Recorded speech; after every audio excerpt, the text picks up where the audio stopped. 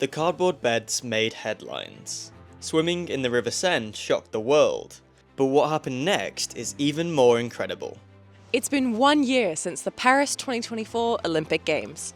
This is how the Olympic legacy has transformed an entire community. We've visited this Olympic village twice before. Once before the Games, and again right after they ended. Now, 1 year on, we're here to see the exciting reality. How the Olympic legacy is truly benefiting the local community. We spoke with the visionaries who built it, the experts studying its impact, and the locals who are using these incredible facilities every single day.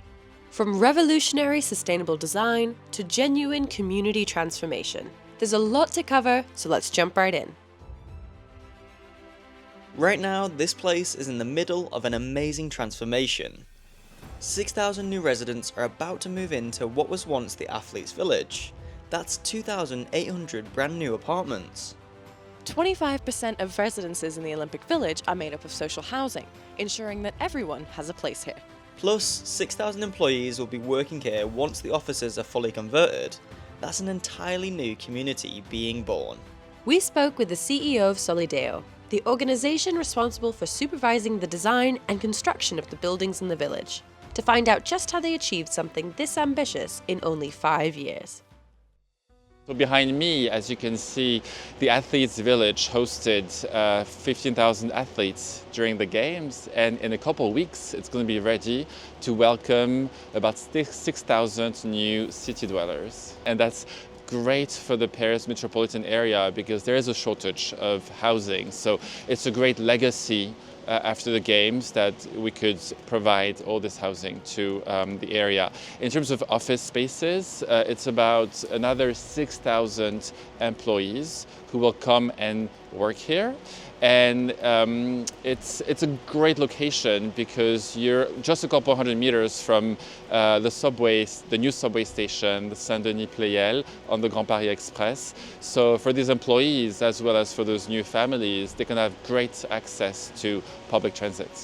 The village spans 51 hectares across 3 different municipalities. That's roughly the size of 70 football pitches. What makes the design brilliant is that it was always meant to evolve beyond the Olympics. From day one, the architects were planning for the legacy phase. They call it reversible architecture. Everything was built to be transformed, converting bathrooms into kitchens, reconfiguring internal walls, and ultimately turning athlete dorm-style bedrooms into family homes. The economic boost to this community has been substantial too. Over 500 local small businesses have received contracts to operate in the village.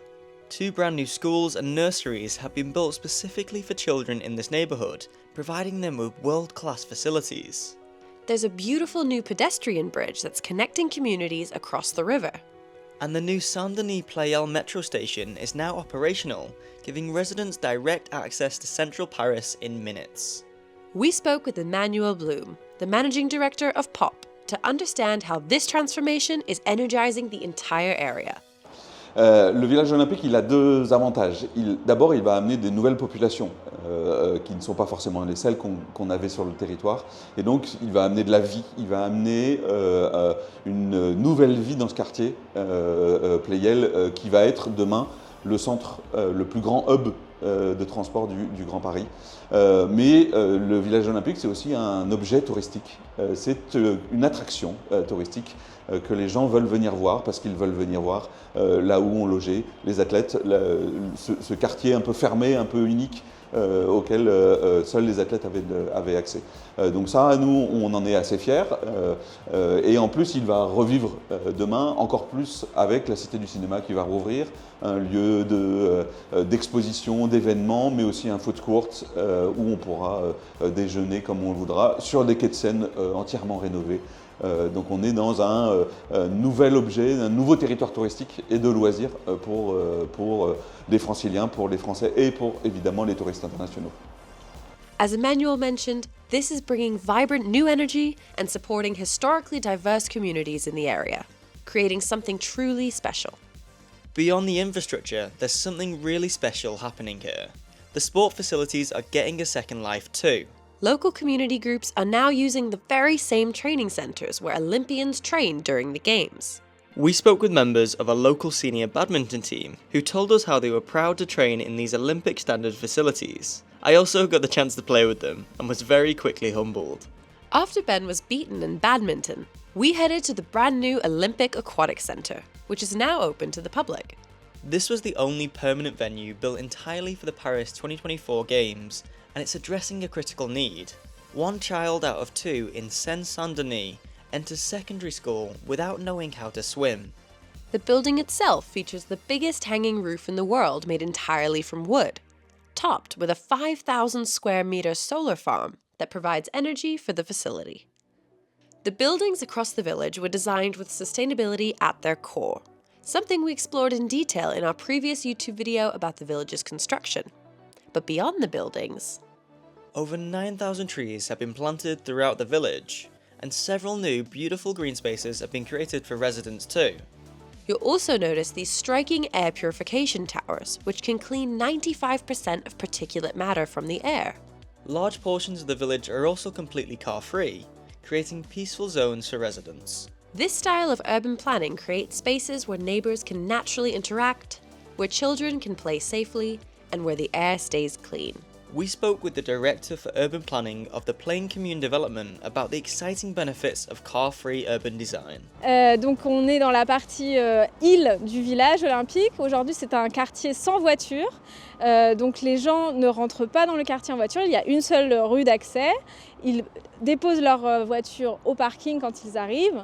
Et ils vont à pied rejoindre leur logement. Donc ça permet de croiser ses voisins et de générer un peu de lien social dans cette partie du quartier qui est nouveau. Donc ça faisait partie des choses importantes. C'est pas juste un parking, il y a aussi des services à la mobilité, des voitures qui sont partagées, il y a des vélos partagés, il y a aussi des prises pour brancher les voitures. Donc c'est plus qu'un parking. These car-free zones show what's possible when you design for people first. But perhaps the most inspiring legacy extends far beyond this area. It flows right through the heart of Paris. The city of Paris invested €1.4 billion in cleaning up the Seine for the Olympics, and for the first time in over a century, Parisians can now swim in the river at 3 new public swimming sites. That's not just infrastructure. That's giving an entire city back something they'd lost for generations, if not centuries. 1 year later, the former athletes' village is finally coming to life. Residents are moving in, the sport facilities are buzzing, and the neighbourhood is taking shape. The green infrastructure, the mixed income housing, the public amenities, it's all transitioning from an Olympic venue to an everyday community where residents' quality of life is put first. This is what happens when Olympic planning looks beyond the 2-week event and focuses on lasting community benefits. It's a model for how major sporting events can create genuine positive change. If you found this inspiring and want to see more content about sustainable urban development, make sure to like and subscribe to our channel. Thanks for watching, and we'll see you in the next one.